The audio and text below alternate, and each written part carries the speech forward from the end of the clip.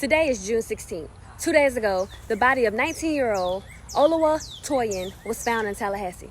She was a Black Lives Matter activist, a student at FAMU. She was killed by a black man. She was killed by somebody who's supposed to uplift us, motivate us, encourage us, build us up, support us, have our back, hold us down, help us out, and not take our lives.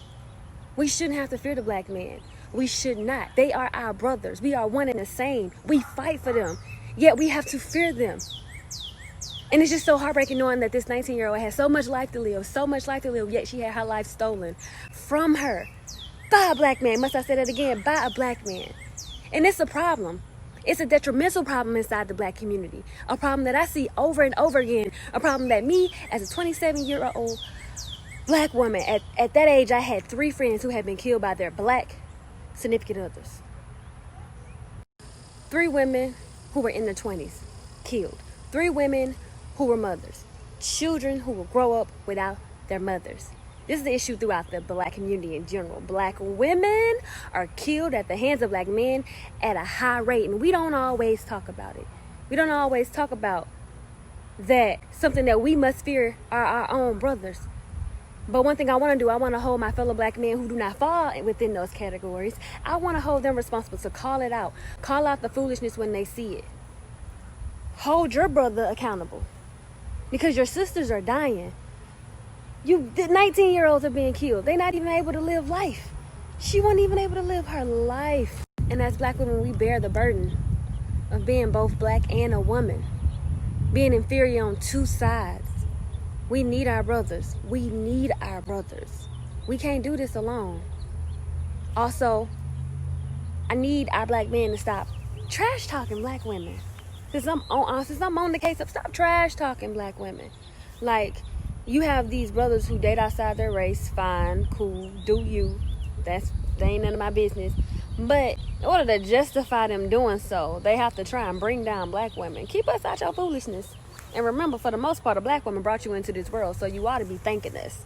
You heard me? Alright. But it's just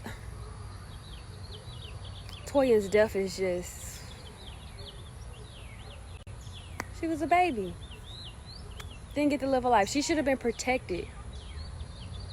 And then to see some of her last tweets where she mentioned being molested, reading about her last encounters before she went missing, and knowing that she was sexually assaulted and that she had to endure that while just battling with our community failing her, her family failing her. She was basically homeless. She said her belongings were in a church. And I charge the black community as a whole to step up. We used to be a community united together, and we moved as one force. And now I feel like our community is more so self-centered, focused on oneself. We're not focused on our community and our family ties like we were back in the day, and we're falling apart. That's where we're struggling. That's where our fight is being lost. And last but not least, to those black men who are responsible for killing black women, can you stop killing us? Stop killing us. Stop killing us. Love us. Support us. Encourage us. Build us up. Motivate us. Lift us up. Be what we need you to be. Let us live. Y'all, we got to do better. The community as a whole got to do better. I believe that we can do better. I believe we can be approved upon. We're in a movement right now. The revolution is being televised. We record everything, we're documenting everything, and hopefully, we're moving into a better day for black people in America and for the black community as a whole.